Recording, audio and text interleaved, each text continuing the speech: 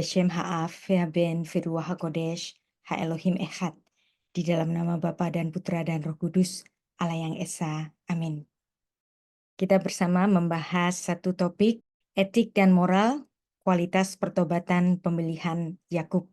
Yang harus kita ketahui ada berkat yang memang sedianya disediakan bagi Yakub.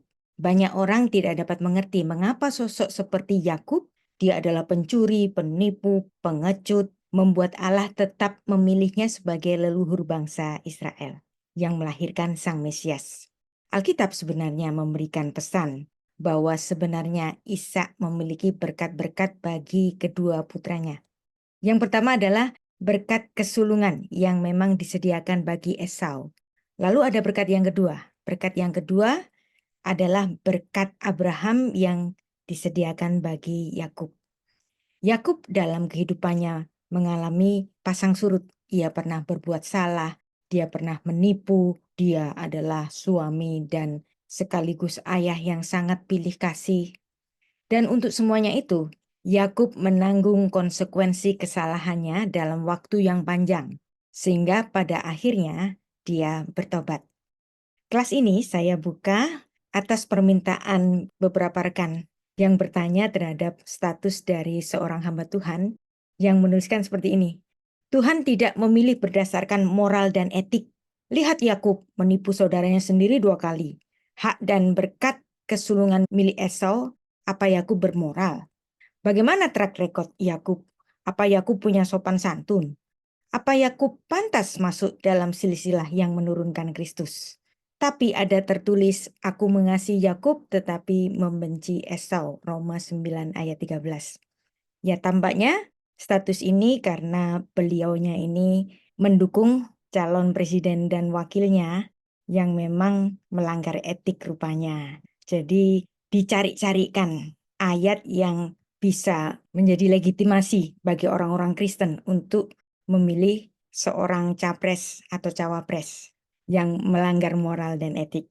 Nah, dicarikan ketemu deh Roma 9 ayat 13. Tapi apakah ini adalah suatu eksegesis yang benar? Tampaknya ini bukan eksegesis ya, tampaknya ini eisegesis. Jadi marilah kita pelajari bersama. Sekaligus untuk menjawab, dua rekan saya yang khusus menanyakan hal ini. Harus kita ketahui juga bahwa adil adalah atribut Allah.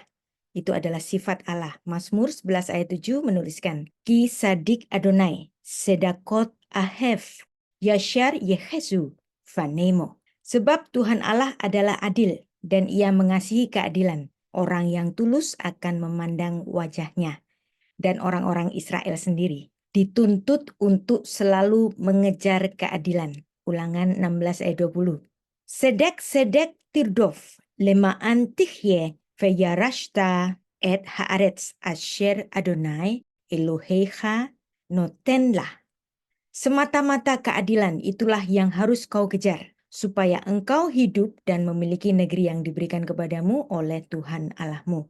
Jadi sedek tirdof, berkejar-kejaranlah untuk meraih keadilan. Itulah perintah dari Torah, Ulangan 16 ayat 20. Sekarang kita mempelajari apa sih itu etik? Etik bahasa Ibraninya musar, merupakan seperangkat prinsip dan nilai yang mengatur perilaku dan tindakan seseorang atau kelompok. Hal ini berkaitan dengan bagaimana kita berinteraksi dengan orang lain, bagaimana kita membuat keputusan, bagaimana kita memperlakukan lingkungan sekitar kita. Etika membantu, memandu perilaku kita agar sesuai dengan standar moral dan nilai yang diakui oleh masyarakat. Kita pelajari bahasa Ibrani yang lain yaitu musariot yang artinya morality. Jadi moralitas, musariot adalah segala sesuatu yang berhubungan dengan etiket, etika, musariot atau adat sopan santun. Etika dan moralitas yang didasarkan pada Torah adalah ajaran para nabi dan para rabi-rabi Yahudi yang secara umum menjadi suatu halakah, yaitu hukum atau peraturan jalan hidup bagi orang-orang Yahudi. Musar, etik, dituliskan dalam Amsal 6 ayat 23, diartikan dengan suatu didikan. Kiner mitzvah, vetorah or, federek hayim tohechot musar. Karena perintah itu pelita dan ajaran itu cahaya, dan teguran yang mendidik. Ajaran tentang etika itulah jalan kehidupan. Jadi Anda lihat di sini, orang Yahudi sangat mengedepankan etika seperti yang ditulis dalam Amsal 6 ayat 23 ini. Etika adalah pemahaman kepantasan. Ini adalah tanggung jawab orang tua yang harus diajarkan kepada anak-anak mereka dalam suatu hajaran pada waktunya. Amsal 13 ayat 24. Hosek shifto sone feno. Ve'ohavo sikharo musar. Siapa tidak menggunakan tongkat, benci kepada anaknya.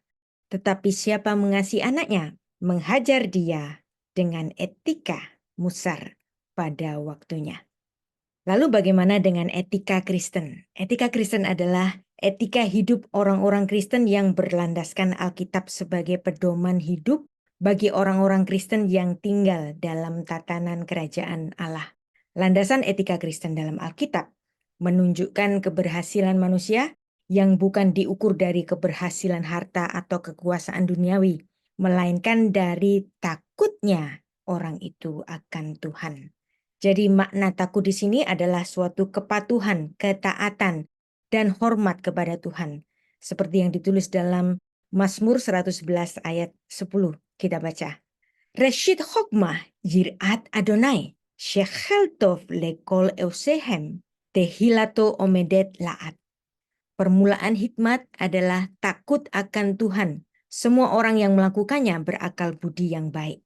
Puji-pujian kepadanya tetap untuk selama-lamanya. Jadi demikianlah etika sangat mempengaruhi halakah orang Yahudi yang menjadi jalan hidup mereka. Jadi terhadap status dari hamba Tuhan yang dipertanyakan kepada saya, benarkah Allah pernah abai pada moral dan etik? Jadi jangan cari-cari ayat untuk mengabuse firman Tuhan demi pilpres. Apakah cinta kita pada capres melebihi cinta kita kepada Allah? Tentu saja tidak, bukan? Jadi jangan cari-cari ayat untuk membenarkan ketidakbenaran yang berkenaan dengan pemilu atau apapun. Apalagi jika itu memang benar-benar melanggar etik dan moral. Allah tidak pernah abai pada pelanggaran moral dan etik. Allah tidak permisif terhadap dosa, pelanggaran etik dan moral. Tokoh-tokoh Alkitab yang pernah berbuat dosa dicatat pula pertobatannya. Apabila dia tidak bertobat, maka kehancuran dan hukuman yang terjadi. Yakub pernah berdosa. Ia pernah melanggar moral dan etika. Tapi Alkitab sekaligus juga menulis kualitas pertobatannya. Daud pun juga pernah berbuat dosa. Ia berzinah dan membunuh suami perempuan yang diingininya. Tapi Alkitab juga mencatat pertobatannya dan semua konsekuensi yang harus dia pikul oleh karena kejahatannya itu. Salomo pun pernah berdosa. Pada akhirnya, sebelum kematiannya, ia menulis kitab-kitab hikmat tentang pertobatannya. Dalam kitab Amsal, Kidung Agung, dan kitab Pengkhotbah yang disebut sebagai filsafat kematian. Dan masih ada banyak lagi tokoh-tokoh Alkitab yang dicatat berdosa sekaligus dicatat pertobatannya. Sekarang kita masuk pada bahasan mengenai Yakub yang tadi dibahas untuk membenarkan pelanggaran etik dan moral. Kita mulai dari kelahiran Yakub dan Esau dulu. Kejadian 25 ayat 19 sampai 23. Inilah riwayat keturunan Ishak, anak Abraham. Abraham memperanakkan Ishak. Dan Ishak berumur 40 tahun ketika Ribka anak Betuel, orang Aram dari Padan Aram, saudara perempuan Laban, orang Aram itu diambilnya menjadi istrinya. Berdoalah Ishak kepada Tuhan untuk istrinya, sebab istrinya itu mandul. Tuhan mengabulkan doanya, sehingga Ribka, istrinya itu mengandung. Fayetar Ishak ladonai, lenochak isto agara, fayeater lo Adonai, fatahat Rivka isto. Kata mandul atau kemandulan, barren woman, dalam bahasa Ibrani adalah akara, yang menarik bahwa hal itu tidak hanya terhubung dengan kata-kata seperti kering, tidak berbuah, tapi juga dalam artian terlantar, hancur dan tumbang. Ini berasal dari kata Ibrani akar yang artinya mencabut, to pluck up.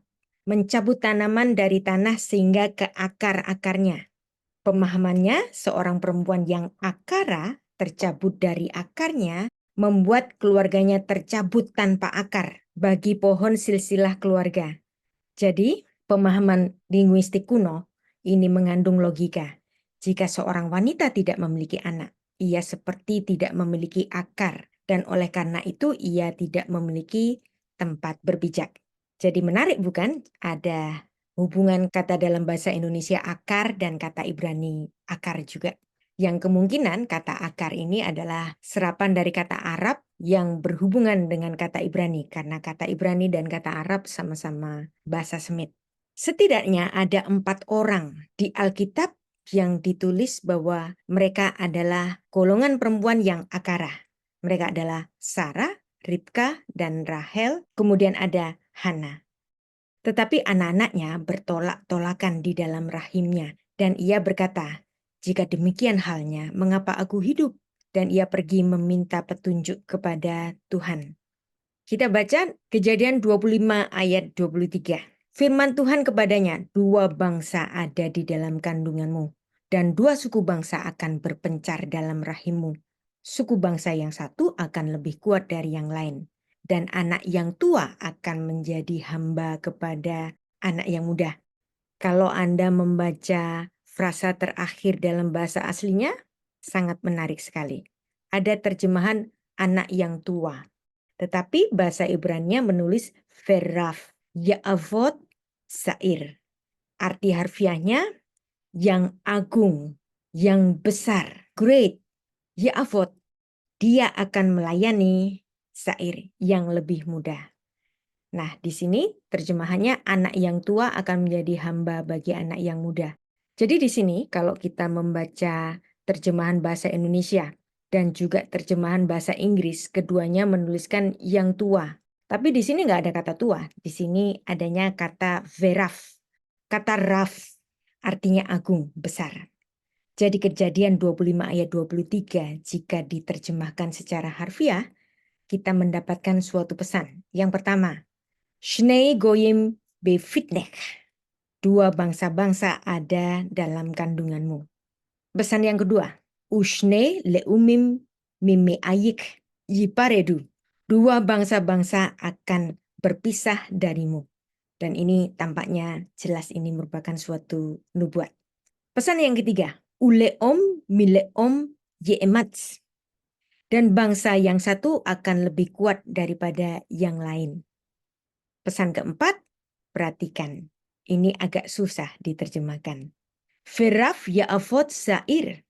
Dalam terjemahan umum kita akan mendapati artian yang tua akan melayani yang lebih muda. The elder shall serve the younger. Tapi terjemahan ini tidak sesuai dengan kata-kata bahasa aslinya. Karena raf di sini bukan dalam artian tua, tetapi dalam artian agung. Nah, siapakah kira-kira yang dinubuatkan sebagai yang agung? Tetapi yang agung ini melayani atau bahkan menyembah kepada yang lebih muda. Apabila kita menempatkan Yakub sebagai yang muda, karena Yakub lahir belakangan, maka posisi Esau yang menurunkan bangsa Edom ditempatkan sebagai yang agung, Raf. Sebaliknya, apabila kita menempatkan Esau sebagai yang muda dengan asumsi bahwa dia sebagai pihak yang tidak mendapatkan hak kesulungan karena hak kesulungannya dicuri oleh Yakub, maka Yakub ditempatkan sebagai yang agung. Jadi apakah yang agung ini akan menyembah kepada yang lebih muda? Nubuat ini sangat menarik. Kata Raf dalam bahasa Ibrani artinya agung atau besar. Jenjang karir militer tertinggi di Israel adalah dengan pangkat Raf Aluf. Jadi kata Raf ini artinya agung. Dan yang paling mudah untuk mengenali kata Raf adalah panggilan Rabi yang dikenakan kepada para guru-guru Torah, yaitu guru atau pengajar agama Yahudi. Dan Tuhan Yesus pun digelari dengan Rabi. Asal katanya adalah asal kata yang sama, yaitu Raf, yang besar, yang agung, kuat. Dipergunakan juga untuk makna guru dan master. Kemudian ditambahi dengan akhiran i, Rafi, Maka Rabi itu artinya my grade one, yang terunggul dari saya, suatu tanda penghormatan yang kemudian berarti guru yang dihormati. Jadi, kalau memang ini dikenakan kepada Esau, maka Anda dapat membayangkan Alkitab mengenakan gelar Raf ini untuk Esau. Tapi apakah memang gelar Raf ini untuk Esau? Bagaimana kalau kita kenakan untuk Yakub? Apakah nanti Yakub itu akan menyembah kepada Esau atau melayani Esau? Jadi ini menarik sekaligus membingungkan. Dan itulah yang terjadi, yaitu pasang surut hubungan di antara Yakub dan Esau yang terjadi hingga hari ini. Naskah yang tampaknya mengandung ambiguitas itu justru menggambarkan suatu nubuat bagi apa yang terjadi selanjutnya. Kita baca Kejadian 25 ayat 24. Fayimleu yameha laledet fehineh tomim befitnah. Setelah genap harinya untuk bersalin, memang anak kembar yang di dalam kandungannya. Ayat 25, Fayetse harishon atmoni hulo keaderet se'ar fayikreu shmo Esaf. Dan keluarlah yang pertama, warnanya merah, seluruh tubuhnya seperti jubah berbulu, sebab itu dia dinamai Esau. Ayat 26, menarik. Ve'acharehen yatsa achiv ve'yado okezet ba'akef Esaf vayikra shmo Yaakov ve'yitzhak ben shishim shana baledet otam. Sesudah itu keluarlah adiknya, tangannya memegang tumit Esau, sebab itu ia menamai Yakub. Ishak berumur 60 tahun pada waktu mereka lahir. Perhatikan, Ishak menikahi Ribka pada umur 40 tahun, jadi mereka harus menunggu 20 tahun untuk kelahiran anak-anak mereka ini. Ada yang menarik, ada hubungan Akef, tumit, dengan Yaakov. Jadi Akef, tumit, menimbulkan nama Yakub, Yaakov. Nah, kata Akef ini berasal dari sores atau akar kata ayin, kof, bet. Nama Yakub sudah dinubuatkan ribuan tahun sebelum dia lahir. Di mana itu? Yaitu di Kejadian 3 ayat 15. Dan itu disebut oleh Bapak Gereja Irenaeus sebagai proto-evangelium, berita Injil yang pertama. Dan bagi orang Yahudi sendiri, memandang Kejadian 3 ayat 15 ini sebagai hatikvah lamasyah, harapan akan hadirnya Sang Mesias, yaitu Sang Pemberes dosa, akibat mereka melawan Tuhan oleh karena bujukan iblis. Kejadian 3 ayat 15 ini disebut dalam bahasa Ibrani sebagai Besorat Harishonah, Injil yang mula-mula, yaitu kabar baik yang mula-mula. Kita baca. Ve'eva asit benecha uven haisha, uven zar'acha, uven zar'ah, hu yeshufecha rosh, ve'ata teshufenu akef. Perhatikan di sini ada kata akef. Akef artinya tumit, dan itulah yang menjadi dasar dari nama Yaakov. Jadi nama Yakub sudah dinubuatkan sejak di Taman Eden. Kejadian 3 ayat 15. Aku akan mengadakan permusuhan antara engkau dan perempuan ini, antara keturunanmu dan keturunannya. Keturunannya akan meremukkan kepalamu dan engkau akan meremukkan tumitnya. Nah, Anda tidak akan memahami korelasi antara kata tumit ini dengan nama Yakub. Tetapi kalau Anda membaca ayat ini dalam bahasa asli, Anda menemukan kata akef, tumit, yang ada korelasinya dengan nama Yakub. Jadi di sini betul-betul ada nama Yakub, yaitu dari akar kata akef, tumit, yang berhubungan dengan nama Yakub. Maka dari Yakublah sudah dinubuatkan Allah yang dimana keturunannya nanti untuk keselamatan manusia. Bagaimana mungkin ini terjadi? Kita harus tahu bahwa Allah memiliki sifat Allah Maha Tahu. Dan setelah kelahiran dari si kembar itu, kita mendapati bahwa antara Ishak dan Ribka memiliki sifat yang kurang baik. Mereka adalah orang tua yang pilih kasih. Kita baca Kejadian 25 ayat 27. Lalu bertambah besarlah Kedua anak itu, Esau menjadi seorang yang pandai berburu, seorang yang suka tinggal di padang, tetapi Yakub adalah seorang yang tenang. Dia suka tinggal di kemah. Ishak sayang kepada Esau sebab ia suka makan daging buruan, tetapi Ribka kasih kepada Yakub. Esau yang lahir lebih dahulu sebelum Yakub, maka Esau dianggap sebagai putra yang sulung. Gelar putra yang sulung adalah sesuatu yang secara otomatis diberikan kepada Esau. Tapi nampaknya Esau tidak menganggap penting atau bahkan menganggap remeh gelar putra sulung itu. Sehingga dengan mudah nanti ia menukarnya dengan semangkuk bubur kacang merah. Dan itu merupakan karakter buruk Esau. Dia meremehkan berkat putra sulung ini. Vayomer Esaf, hineh anochi holek lamut velama zehli bechora. Saud Esau, sebentar lagi aku akan mati. Apakah gunanya hak kesulungan itu? Nah, tampaknya kata-kata ini sangat lebay. Bagaimana mungkin hanya oleh karena lapar? Esau ini berkata, aku akan mati. Bapaknya sendiri adalah seorang yang kaya raya, ternaknya sangat banyak. Dan ketika dia merasa lapar, dia dengan mudahnya menjual hak kesulungannya itu kepada adiknya. Dan ini merupakan karakter dari orang yang meremehkan berkat. Sehingga dalam Ibrani 12 ayat 16 dituliskan demikian. Janganlah ada orang yang menjadi cabul atau yang mempunyai nafsu rendah seperti Esau yang menjual hak kesulungannya untuk sepiring makanan. Jadi kelaparan akan makanan sehingga dia dengan mudahnya menjual hak kesulungannya merupakan ciri dari orang yang tidak dapat meredam hawa nafsunya. Hawa nafsu makan termasuk juga hawa nafsu yang lain-lainnya.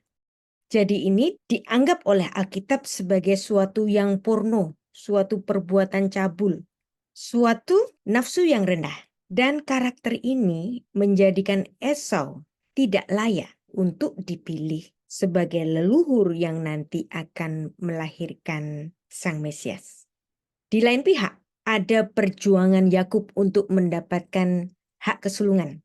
Kenapa hal ini sampai diperjuangkan? Karena putra sulung itu selalu mendapat dua bagian dari warisan orang tuanya. Ishak ayah Yakub memiliki dua macam berkat sebenarnya. Tapi yang tidak dipahami oleh Yakub dan ibunya, si Ribka, Ishak sebenarnya memiliki dua macam berkat yang sedianya akan diberikan kepada dua putranya. Berkat yang pertama adalah hak kesulungan, adalah berkat yang umum yang mencakup berkat kemakmuran dan kekuasaan yang sedianya memang diberikan kepada Esau. Dan ada berkat yang kedua, dan berkat ini lebih penting, yaitu suatu berkat yang berhubungan dengan panggilan khusus kepada Abraham. Dari sini, Yakub sebenarnya tidak perlu menyetujui siasat dari ibunya, yaitu Ribka, untuk menipu Esau dan juga menipu Ishak ayahnya. Dan kita pelajari sekarang karakter buruk Yakub yang melanggar etika. Dia menipu berkat atau dia mendapatkan berkat dengan tipuan. Kejadian 27 ayat 18 sampai 29. Demikianlah Yakub masuk ke tempat ayahnya serta berkata, "Bapa," saut ayahnya, "Ya anakku, siapakah engkau?" Kata Yakub kepada ayahnya, "Akulah Esau anak sulungmu." Ada pembohongan di sini. "Telah kulakukan seperti yang Bapa katakan kepadaku. Bangunlah, duduklah, dan makanlah daging buruan masakanku ini, agar Bapa memberkati aku." Ayat 20. Lalu Ishak berkata kepada anaknya, "Lekas juga engkau mendapatkannya, anakku?" Jawabnya, "Karena Tuhan Allahmu membuat aku mencapai tujuanku." Lagi-lagi di sini Yakub berbohong bahkan demi nama Tuhan. Ayat 21. Lalu kata Ishak kepada Yakub, "Datanglah mendekat, anakku, supaya aku meraba engkau. Apakah engkau ini anakku Esau atau bukan?" Maka Yakub mendekati Ishak ayahnya, dan ayahnya itu merabanya serta berkata, "Kalau suara, suaranya Yakub, tapi kalau tangan, tangannya Esau." Ayat 23. Jadi Ishak tidak mengenal dia karena tangannya berbulu seperti tangan Esau, kakaknya. Ishak hendak memberkati dia, tapi ia masih bertanya, "Benarkah engkau ini anakku Esau?" Jawabnya, "Ya." Perhatikan berapa kali dia berbohong. Yang pertama, akulah Esau. Yang kedua, dia berbohong karena Tuhan Allahmu membuat aku mencapai tujuanku. Dan kemudian ada 3 kali Yakub berbohong. Ketika ayahnya bertanya, benarkah engkau ini anakku? Jawabnya, iya. Jadi ada 3 kali Yakub membohongi ayahnya. Bagi orang-orang Yahudi, jika orang melakukan 1 kali, itu biasa. Kalau 2 kali, itu artinya konfirmasi. Tapi kalau dia melakukan 3 kali, ini adalah extremely. Jadi karakter buruk dari Yakub, dia betul-betul extremely menipu berkat. Dan ini adalah suatu perbuatan yang sangat serius. Ayat 25. Lalu berkatalah Ishak, dekatkanlah makanan itu kepadaku supaya aku makan daging buruan, masakan anakku, agar aku memberkati engkau. Jadi didekatkannya makanan itu kepada ayahnya, lalu ia makan. Dibawanya juga anggur kepadanya, lalu ia minum. Berkatalah Ishak ayahnya kepadanya, datanglah dekat-dekat dan ciumlah aku anakku. Lalu datanglah Yakub dekat-dekat dan diciumnyalah ayahnya. Ketika Ishak mencium bau pakaian Yakub, diberkatinya dia, katanya, sesungguhnya bau anakku adalah bau padang yang diberkati Tuhan. Allah akan memberikan kepadamu embun yang dari langit dan tanah-tanah gemuk di bumi, dan gandum serta anggur berlimpah-limpah. Bangsa-bangsa akan takluk kepadamu, dan suku-suku bangsa akan sujud padamu. Jadilah tuan atas saudara-saudaramu, dan anak-anak ibumu akan sujud kepadamu. Perhatikan, anak-anak ibumu akan sujud kepadamu karena dialah yang mendapatkan hak kesulungan. Siapa yang mengutuk engkau, terkutuklah ia, dan siapa yang memberkati engkau, diberkatilah dia. Jadi di sini jelas ada unsur ketamakan. Bahwa si sulung dalam masyarakat Semit selalu mendapatkan warisan 2 bagian. Ribka dan Yakub memiliki sifat sama-sama tamak karena mereka tidak memahami berkat yang sedianya akan diberikan kepada Yakub. Ada 2 macam berkat. Yang pertama berkat kesulungan, seharusnya kepada Esau. Ada berkat Abraham yang disediakan bagi Yakub. Nanti di waktu kemudian ada juga 2 macam berkat bagi putra-putra Israel, keturunan Abraham. Yang pertama berkat kesulungan diberikan kepada Yusuf, yang dimana Yusuf ini mendapatkan 2 bagian berkat yang kemudian diturunkan kepada 2 putranya. Yang pertama adalah kepada Efraim dan kepada Manasye. Kemudian ada berkat yang kedua, yaitu berkat kerajaan, berkat mesianik yang diberikan kepada Yehuda, yang nanti dia akan menurunkan garis mesianik. Ditulis dalam Kejadian 49 ayat 10. Lo yashur shevet mi Yehuda umehohe mi ben raglaf ad yavo shilo velo yichat. Amin. Tongkat kerajaan tidak akan beranjak dari Yehuda maupun lambang pemerintahan di antara kakinya. Sampai dia datang yang berhak atasnya, maka kepadanya akan tahluk bangsa-bangsa. Berkat kerajaan ini tidak dipahami oleh Ribka dan Yakub. Tuhan menyediakan berkat Abraham, bukan berkat fisik pada akhirnya. Ribka dan Yakub oleh karena kesalahannya mengalami konsekuensi, yaitu keterpisahan di antara keduanya. Dan yang terakhir, sungguh gegabah diucapkan oleh Ribka sendiri ketika Yakub menyatakan kekhawatirannya akan bahaya kutuk menipu ayahnya sendiri. Ribka mengatakan, akulah yang akan menanggung kutuk itu anakku. Kejadian 27 ayat 13. Ribka ini melakukan hal ini supaya untuk meyakinkan Yakub untuk melakukan hal-hal yang sesuai rancangan pribadinya sendiri. Dan ketika Esau tahu bahwa dia telah ditipu oleh adiknya sendiri, Kejadian 27 ayat 36 menuliskan, Vayomer hachi kara shmo Yaakov vayakeveni zeh ba'amayim et berohati lacha vehine ata lacha birhati Vayomar halo atsalsa li beraha. Kata Esau, bukankah tepat namanya Yakub? Karena dia 2 kali menipu aku. Hak kesulunganku telah dirampasnya, dan sekarang dirampasnya pula berkat untukku. Lalu katanya, apakah Bapa tidak mempunyai berkat lain bagiku? Oleh karena berkat materi, ada pertikaian antar dua saudara, sibling rivalry. Sibling rivalry adalah motif yang sering kita temui di kitab Kejadian. Yang pertama ada kisah perseteruan Kain dan Habel, kemudian Ishak dan Ismail, kemudian Yakub dan Esau, Rahel dan Lea, kemudian Yusuf dan saudara-saudaranya. Sibling rivalry juga memainkan pesan sentral dalam konflik manusia yang dimulai dari iri hati yang dipicu oleh keinginan yang sangat sederhana, yaitu keinginan yang dimiliki oleh sesamanya.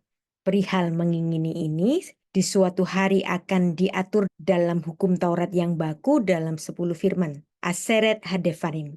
Keluaran 27 ayat 17. Jangan mengingini rumah sesamamu. Jangan mengingini istrinya, atau hambanya laki-laki, atau hambanya perempuan, atau lembunya, atau keledainya, atau apapun yang dipunyai sesamamu.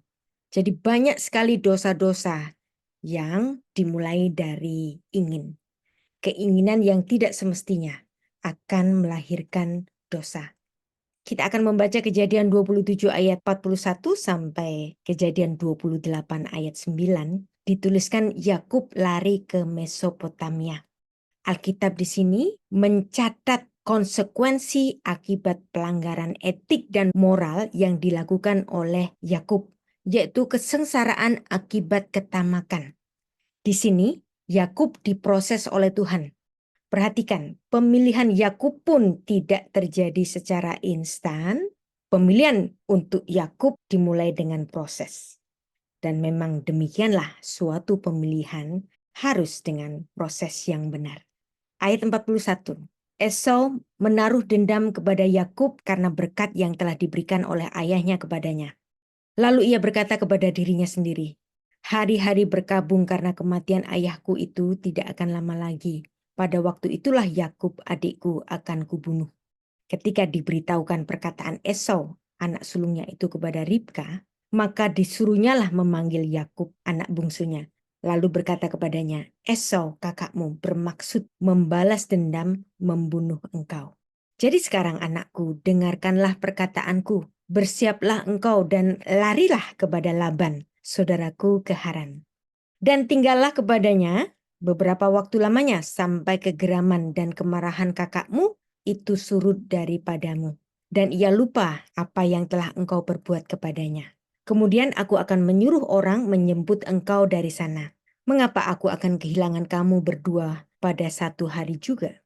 Kemudian Ribka berkata kepada Ishak, aku telah jemu hidup karena perempuan-perempuan Het itu. Jikalau Yakub juga mengambil istri dari antara perempuan negeri ini, semacam perempuan Het itu, apa gunanya aku akan hidup lagi? Selanjutnya kita akan pelajari berkat Abraham, yaitu berkat keturunan yang mencakup berkat garis mesianik. Suatu kekhususan, garis keturunan yang nantinya akan melahirkan Sang Mesias yang dijanjikan sejak Kejadian 3 ayat 15 Proto Evangelium. Berkat bagi Abraham selalu menyangkut keturunan. Perhatikan, Kejadian 17 ayat 2. Ve'etna veriti beni uvenecha ve'arbeh otcha bimeot meot. Aku akan mengadakan perjanjian antara aku dan engkau, dan aku akan membuat engkau sangat banyak. Kejadian 17 ayat 5. Velo yikareot et shimcha Avram, vehayah shimcha Abraham. Ki avhamon goyim netaticha. Karena itu namamu bukan lagi Abram, melainkan Abraham. Karena engkau telah kutetapkan menjadi bapa sejumlah bangsa. Kejadian 17 ayat 6. Vihifreti otcha bimeot meot unetaticha legoyim umelachim mimcha yetseu. Aku akan membuat engkau beranak cucu sangat banyak. Engkau akan kubuat menjadi bangsa-bangsa yang daripadamu akan berasal raja-raja. Rabbi Jonathan Sacks yang terkenal dengan bukunya Not in God's Name. Dia seorang chief rabbi, dia menulis bukunya tentang ini. Bahwa ketika Allah memberkati para leluhur, dia tidak menjanjikan kepada mereka kekayaan atau kekuasaan, tetapi selalu mengenai keberlanjutan keturunan dan tanah atau negeri. Bagi Yakub yang akan segera beranjak pergi dari Kanaan dan menuju ke Haran, pada akhirnya Ishak memberikan berkat kepada Yakub, yaitu berkat Abraham. Ve'el Shaddai yefarek otcha veyafrecha veyarbecha vehayita likehal amin. Kata moga-moga ini adalah tambahan dari penerjemahnya. Maka saya membacanya, Allah yang Maha Kuasa memberkati engkau, membuat engkau beranak cucu, dan membuat engkau menjadi banyak, sehingga engkau menjadi sekumpulan bangsa-bangsa. Ayat 4, Fayiten lecha et birchat Abraham, lecha ulezar acha itah, leristecha et eretz megurecha, asher natan Elohim le Abraham. Lagi-lagi kata moga-moga nggak ada dalam Alkitab bahasa asli, jadi saya membacanya, ia memberikan kepadamu berkat yang untuk Abraham, kepadamu serta kepada keturunanmu, sehingga engkau memiliki negeri ini, yang kau diami sebagai orang asing, yang telah diberikan Allah kepada Abraham. Jelas di sini, Yakub memperoleh berkat yang sedianya untuk Yakub, yaitu berkat Abraham. Lantas, bagaimana dengan berkatnya secara materi sebagai berkat anak sulung? Berkat materinya sebagai anak sulung yang mendapatkan 2 bagian menurut hukum orang-orang Semit, ternyata tidak dinikmati oleh Yakub sendiri. Dan itu sebuah stolen blessing. Yakub tidak menikmati warisan kekayaan ayahnya sebanyak 2 bagian berkat kesulungan. Sebab Yakub lari ke Haran. Ia tidak tinggal di mana harta ayahnya berada. Sewaktu Yakub mengungsi ke rumah Laban karena ancaman Esau, Laban melihat nilainya sebagai hamba. Laban menipu Yakub. Laban memanfaatkan cinta Yakub kepada Rahel dan menjerat Yakub sebagai hambanya selama 14 tahun. Di dalam pelariannya itu, Yakub tidak menikmati hidup sebagai bos dan sebagai anak bos yang memiliki berkat anak sulung. Sedangkan kesulitan yang lain, Ribka ibu yang sangat mencintai Yakub, ia tidak bersama-sama dengan putra kesayangannya hingga hari kematiannya. Anda lihat di sini terhadap pelanggaran etik dan moral yang dilakukan oleh Yakub. Tuhan tidak permisif terhadap kejahatan dan pelanggaran etik. Jadi nggak boleh menggunakan Roma 9 ayat 13 dan juga kisah mengenai Yakub dan Esau untuk membenarkan pemilihan capres-cawapres yang melanggar etik. Ini namanya abuse terhadap firman Tuhan. Keterpisahan antara Ribka dan putra kesayangannya adalah stolen love. Amsal 23 ayat 31-32 memberikan nasihat. Jangan melihat kepada anggur kalau merah menarik warnanya, mengilau dalam cawan yang mengalir masuk dengan nikmat. Tetapi kemudian memagut seperti ular yang menyemburkan bisa seperti beludak. Anda lihat di sini, akibat ketamakan terhadap berkat materi, Ribka dan Yakub, ibu dan putra yang saling mengasihi, harus berpisah. Sebab Yakub harus lari ke Haran, hidup sebagai hamba bagi Laban, supaya ia jangan dibunuh oleh Esau kakaknya. Dan Ribka pun harus hidup bersama istri Esau yang dia benci, karena mereka perempuan Kanaan dan orang Het. Perhatikan di sini Tuhan tidak abai pada pelanggaran etik. Ribka meninggal dengan ketidakhadiran putra yang disayanginya, Yakub. Apakah Yakub terus-menerus melanggar etik? Ada satu titik Yakub bertobat dan kita akan pelajari bersama. Titik awal pertobatan Yakub. Yakub tahu kesalahannya. Untuk menghindari kemarahan abangnya, ia tidak melawannya. Ia tidak mempertahankan harta materi yang dia dapatkan secara menipu itu. Yakub menuruti nasihat orang tuanya. Yakub berangkat dari Beersheba dan pergi ke Haran. Ayat ini menghubungkan Yakub dengan tempat tinggal ayahnya di Beersheba. Dengan kepergiannya ke Haran, Yakub menaati usul ibunya untuk melarikan diri dari hadapan Esau dan juga keinginan ayahnya untuk mencari seorang istri yang bukan dari kalangan orang Kanaan. Ribka menyuruh Yakub ke Haran sementara Ishak dituliskan menyuruh Yakub ke Padan Aram. Kedua nama ini artinya sama atau identik. Tetapi penyebutan nama yang berbeda ini kemungkinan lebih berupa term evokatif. Karena Haran adalah tempat Abraham ketika ia dipanggil dan menerima janji pertama dari Allah untuk keluar dari situ. Maka penyebutan kata Haran adalah suatu janji kepada Abraham yang diulangi kepada Yakub. Yakub dalam pertobatannya yang menyadari kesalahannya, Yakub meninggalkan berkat duniawi dan kemudian atas pertobatannya ini ia mendapatkan penglihatan di Betel.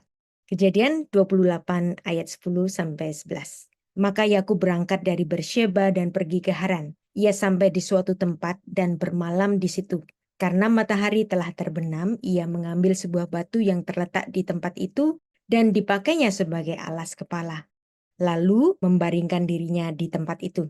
Pada malam harinya, Yakub memperoleh kehormatan melalui sebuah hubungan khusus dengan Allah. Sebuah penglihatan atau mimpi tentang para malaikat yang naik turun. Sebuah tangga yang mencapai langit.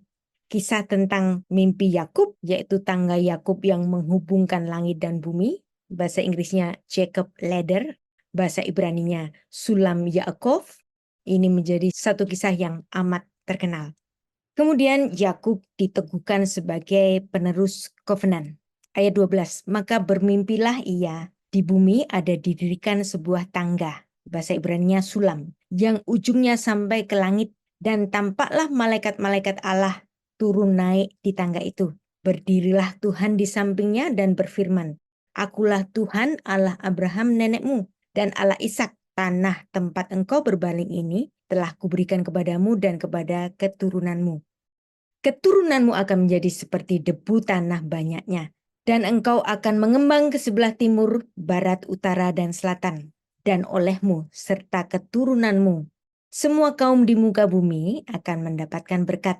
Sesungguhnya aku menyertai engkau dan aku akan melindungi engkau kemanapun engkau pergi. Dan aku akan membawa engkau kembali ke negeri ini. Sebab aku tidak akan meninggalkan engkau, melainkan tetap melakukan apa yang kujanjikan kepadamu. Yakub mendengarkan firman Allah yang mengatakan bahwa dia adalah El Shaddai dan dia mendapatkan wahyu yang luar biasa di sini. Tuhan menerima pertobatan Yakub yang bersedia meninggalkan kesenangan duniawi berkat materi dan dia berkelana ke Haran untuk meneruskan keturunan sebagai berkat Abraham. Di Haran, Laban memiliki dua putri. Yang pertama adalah Lea, yang kedua adalah Rachel. Dan Laban memberikan Lea ini kepada Yakub dengan suatu tipuan. Sehingga Yakub harus menikahi keduanya. Dan untuk mendapatkan Rachel, Yakub harus bekerja sebagai hamba kepada Laban selama 14 tahun. Kejadian 29 ayat 17. Ve'enei Lea rachot verachel hayita Yefat toar, Yifat mar'eh. Lea tidak berseri matanya, tetapi Rahel elok sikapnya dan cantik parasnya.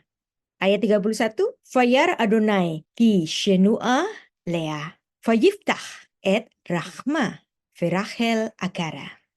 Ketika Tuhan melihat Lea tidak dicintai, dibukanyalah kandungannya. Tetapi Rahel mandul. Perhatikan, terhadap sifat Yakub yang pilih kasih antara Lea dan Rachel ini, Tuhan bertindak memberikan berkat kepada Lea, bukan kepada Rachel. Selalu ada konsekuensi terhadap ketidakbenaran dari umatnya sendiri. Dan kemudian mereka melahirkan putra-putra bagi Yakub, semuanya berjumlah 11 orang putra dan 1 putri. Karena nanti ada 1 putra yang lahir di tanah perjanjian, yaitu Benyamin yang lahir di tanah perjanjian. Setelah berpuluh tahun sekembalinya Yakub dari Haran, sebelum menemui Esau, Yakub telah menyusun langkah-langkah untuk rekonsiliasi dengan Esau, kakaknya. Yakub mempersiapkan persembahan-persembahan untuk diserahkan kepada Esau, supaya Esau tidak marah lagi kepadanya. Sehingga dengan melakukan hal itu, ia dengan jujur mengakui dosa masa mudanya dan mengembalikan apa yang telah ia curi. Kisah ini ditulis dalam Kejadian 32 ayat 1 sampai 21. Sebelum bertemu Esau, ada satu peristiwa supranatural di mana Yakub berjumpa dengan malaikat Tuhan yang memungkinkannya untuk mengatasi ketakutannya ketika akan bertemu dengan Esau. Pada rekonsiliasi perjumpaan Yakub dengan Esau ini, pada akhirnya kehidupan kedua saudara ini memenuhi rencana berkat yang semula dimaksudkan bagi masing-masing mereka berdua. Esau memang memperoleh kemakmuran dan kekuasaan. Dan ini dituliskan dalam Kejadian 27. Itu terjadi karena absennya Yakub di wilayah Kanaan, tempat ayahnya. Esau dengan sendirinya tetap menerima hak kesulungan warisan dari ayahnya yang kaya raya itu. Tetapi Yakub memperoleh berkat dari Abraham, warisan keturunan dan tanah. Berkat kepada Yakub adalah bukan berkat mengenai harta benda, namun Allah lah yang memilih Yakub yang lebih menghargai sebuah berkat kesulungan. Dan kegagalan Esau, di mana dia meremehkan berkat kesulungan, membuat Allah memilih Yakub menjadi leluhur bagi bangsa pilihan Allah yang akan melahirkan Sang Mesias, yaitu garis mesianik. Ada satu peristiwa, Yakub bergulat dengan manusia ilahi. Kejadian 32 ayat 24 dan seterusnya mencatat peristiwa itu, yaitu peristiwa pergumulan Yakub dengan malaikat atau manusia ilahi. Dan ini dipandang oleh banyak penafsir Alkitab sebagai suatu teofani Allah yang dicatat di dalam Alkitab kita. Dan ini merupakan kisah sebenarnya, tapi juga mengandung nilai rohani. Dituliskan pula nama baru bagi Yakub. Penggantian nama yang diberikan Tuhan selalu mengarah kepada status baru seperti halnya Abram menjadi Abraham. Kejadian 32 ayat 27. Vayomer Elaf mah shemecha. Vayomer Yaakov. Bertanyalah orang itu kepadanya, siapakah namamu? Sautnya, Yakub. Ayat 28, Vayomer lo Yaakov Yeamer od shimcha. Ki im Israel, ki sarita im Elohim, ve im anashim patukal. Lalu kata orang itu, namamu tidak akan disebutkan lagi Yakub, tetapi Israel. Sebab engkau telah bergumul melawan Allah dan manusia dan engkau menang. Nama Yakub sekarang menjadi Israel yang berarti orang yang bergumul dengan Allah atau orang yang bertahan sampai akhir dengan Allah. Atau dalam artian Allah menang, God prevail. Kata Ibrani Israel berasal dari kata Sarah yang artinya berkuasa atau memiliki kuasa, dan kemudian kata El yang artinya Elohim, Allah. Jadi Israel berarti Allah menang. Satu hal yang menarik, kita dapat menghubungkan verba Sarah dengan nomina Sar, yang artinya pemimpin atau pangeran. Dan kemudian bandingkan pula kata Sar ini dengan jenis femininnya yaitu Sarah. Kata Sarah merujuk kepada istri Abraham yaitu ibu dari Ishak.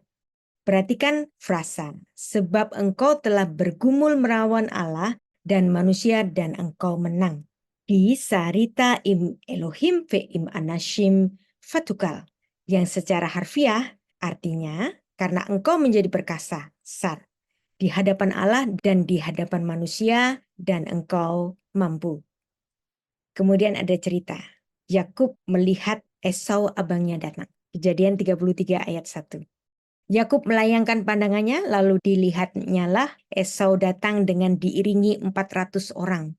Maka diserahkannya lah sebagian dari anak-anak itu kepada Lea dan sebagian kepada Rahel serta kedua budak perempuannya itu. Ia menempatkan budak-budak perempuan itu berserta anak-anak mereka di muka. Kemudian Lea beserta anak-anaknya di belakang mereka.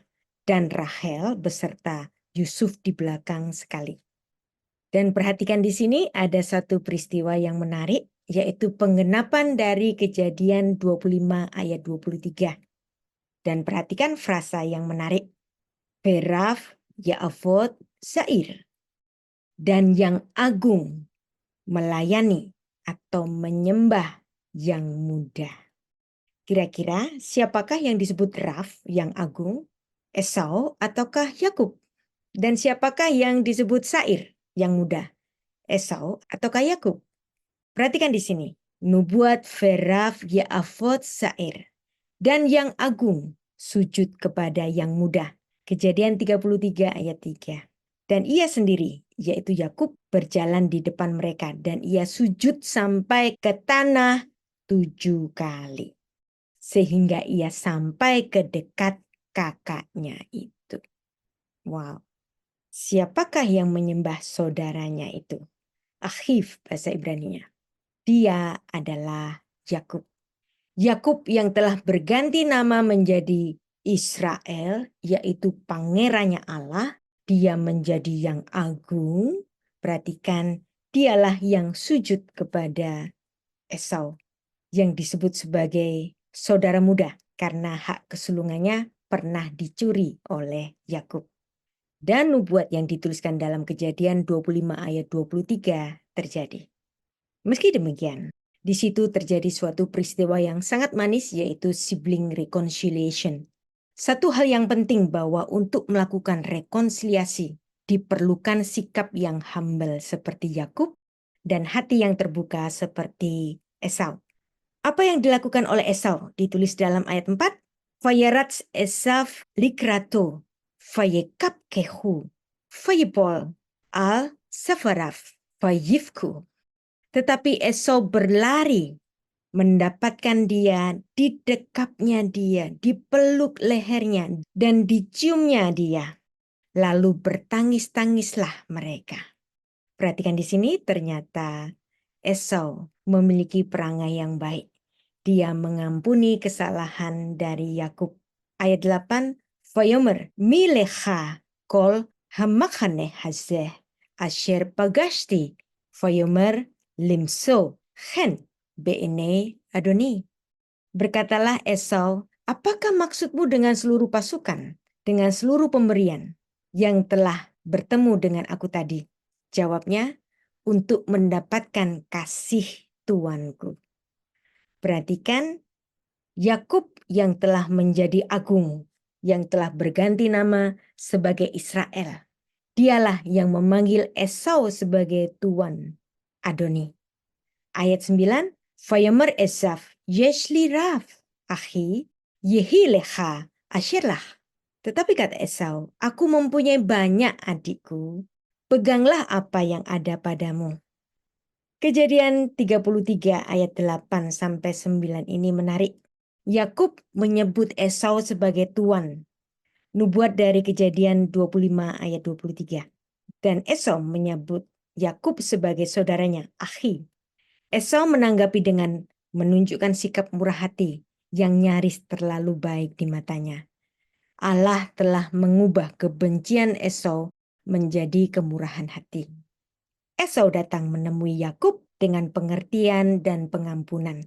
Sepanjang 20 tahun perpisahan mereka, tangan kendali Allah telah mengubah kedua saudara itu untuk bertemu kembali dalam kedamaian. Yakub menyebut dirinya hamba Evet, dan ini merupakan nubuat Kejadian 35 ayat 23. Kejadian 33 ayat 5. Vayisha et Einaf, Vayar et Hanashim, Ve et Hayeladim. Vayomer, mi elehlah. Vayomar Hayeladim asher Hanan Elohim et Avdecha. Kemudian Esau melayangkan pandangannya, dilihatnya lah perempuan-perempuan dan anak-anak itu. Lalu Esau bertanya, siapakah orang-orang yang beserta engkau itu? Lalu jawab Yakub, anak-anak yang telah dikaruniakan Allah kepada hambamu ini. Perhatikan Yakub menyebut dirinya hamba, Evet. Jadi di sini mungkin Esau telah lama memaafkan Yakub dan sekarang pada kesempatan pertemuan mereka, emosi Esau diungkapkan dengan dia berlari lalu memeluk saudaranya itu lalu menciuminya. Ini menunjukkan Esau benar-benar mencintai Yakub. Esau melihat sekumpulan perempuan-perempuan dan anak-anak dan menanyakan siapakah mereka. Kembali Yakub menunjukkan kerendahan hatinya. Mereka adalah anak-anak yang Allah karuniakan kepada hambamu ini. Demikianlah berkat Abraham, berkat keturunan menurun kepada Yakub, yaitu Israel. Dan berkat ini diulangi pada Kejadian 35 ayat 11. Vayomer lo Elohim ani El Shaddai, pere ureveh goi ukehal goyim yihye mimecha, umelachim mehalatseha yetseu. Lagi firman Allah kepadanya, akulah Allah yang Maha Kuasa, beranak cuculah dan bertambah banyak. Satu bangsa, bahkan sekumpulan bangsa-bangsa akan terjadi padamu dan raja-raja berasal daripadamu. Perhatikan, semua berkat Abraham ini hanya dapat diperoleh Yakub dalam perjuangannya untuk kembali memperoleh keadilan. Yang dimana Yakub benar-benar bertobat dari pelanggaran etik dan moralnya. Jadi perhatikan di sini, pemilihan kepada Yakub bukan suatu pemilihan yang buta, tetapi suatu pemilihan yang terkonfirmasi, suatu pemilihan yang melalui proses. Yakub pernah berbuat jahat, Yakub pernah menipu, Yakub pernah melanggar etik dan moral. Tetapi dia tidak berhenti di situ. Yakub melakukan pertobatan. Dan kemudian pertobatannya diakui, dia mendapatkan nama baru sebagai Israel. Dan dari situ berkat Abraham menurun kepada Yakub yang berganti nama menjadi Israel. Lalu kita akan mempelajari bagian lain yang dimana ada tertulis Allah mengasihi Yakub dan membenci Esau. Bagian ini amat sangat menyulitkan apabila dimengerti dalam budaya orang-orang Indonesia ataupun orang-orang Barat yang memiliki budaya yang berbeda dengan orang-orang Semit. Apa maksud dari Allah membenci Esau? Roma 9 ayat 13 menjadi suatu bagian yang amat sulit untuk kita mengerti. Seperti ada tertulis, aku mengasihi Yakub tapi membenci Esau. Kakatu fa'ohaf et Yaakov ve'et Esaf saneti. Bagaimana mungkin Tuhan yang Maha Kasih dituliskan membenci Esau? Maka kita perlu memahami love and hate dalam mindset Semitik. Love, bahasa Ibraninya ahav, hate, bahasa Ibraninya sane. Kata membenci, atau bahasa Yunaninya misei, dalam leksikon Yunani artinya to detest, atau to love less. Nah ini menarik, to love less. Kita sering menekankan makna kebencian dalam konotasi negatif, alias perasaan tidak suka. Padahal kata benci, sane, dalam mindsetnya orang Ibrani, memiliki makna yang berbeda. Perlu kita ketahui bahwa orang Semit suka menggabungkan ide-ide yang berlawanan menjadi sepasang kata. Dan ini merupakan sastra paralelisme. Menjadi sepasang kata tanpa menjelaskan warna tengahnya, sehingga kata sane dapat saja berarti kurang mengasihi atau menolak, reject, apabila diperhadapkan dengan suatu pemilihan. Mau pilih yang A ataukah pilih yang B.